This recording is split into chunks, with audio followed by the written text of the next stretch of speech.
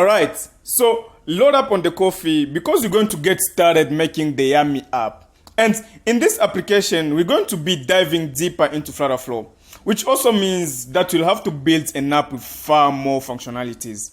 So I hope you are as excited as I am to get started on this module because it's jam-packed and it's going to be really fun. So you have functionality like distance calculation in kilometers and in minutes.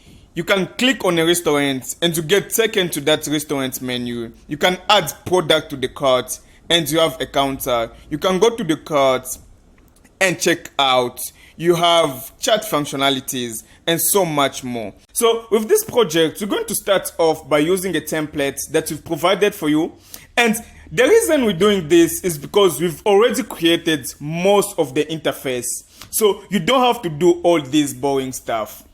So we'll assume that you understand how to use columns, you understand how to use rows, you understand how to use containers, and you understand how to link your Firebase project and create a database structure and so on. So we're going to focus our time on learning new things such as how to create custom functions, how to use APIs, how to use app states, and so on. So go to the course resources and copy the project URL. The URL is also available on the Loom video itself, so top right corner. So copy that and in your browser simply paste the URL, and this is where you have actually logged in with your FlutterFlow account. So once you go to the URL, it's going to load, and once the template has loaded, you can simply go to this button here and click clone, and now the project is all yours. Now, the first thing that we want you to do, or the first steps, is actually go to your settings and Firebase and create a project. So pause the video now and complete this step. Okay, so I hope you gave that a go. Now, let me create a Firebase project. So I'm going to click on create project and I'm going to name this Yammi. And I'm going to select my location and then sign in with Google.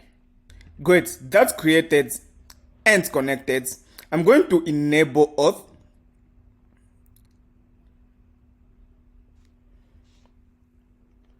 and click on get started and then select email, enable, save. Good. I'm going to go back and enable storage as well because we're going to be uploading some files later on, and click get started, and then I'm going to start in test modes actually, so that I don't have to set up all the rules and so on, and then click done. Good. Let's not forget about the config files. So generate. All right. So my project has been created, connected. We've generated some files. Now I'm just going to deploy the Firebase rules. Yes. Good. We're ready to go. Now, the next step is actually to create some sample data. So go back to the database and we'll see that we've actually created some collection. So users, we've created a collection for restaurants and we've added some menu item as the sub collection of the restaurant, and then we've created the orders. So go ahead to restaurants, click on manage content. So I'm going to go to restaurant and then add some documents, and here you can create some sample data for the restaurants. So because this is latitude and longitude, you cannot tap in like the address because that is not going to work.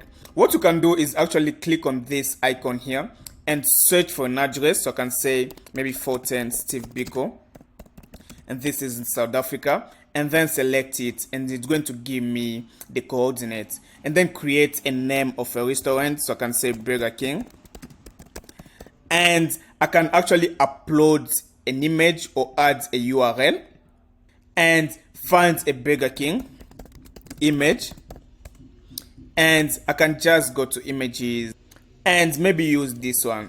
And actually, when you're creating an application, you need to avoid simply copying images from Google and using them in your application, because along the line, you might face some legal stuff. So what you want to do is actually maybe check free websites where you actually have free commercial use images. And the key term here is free for commercial use. So here I can just search like a picture of a burger.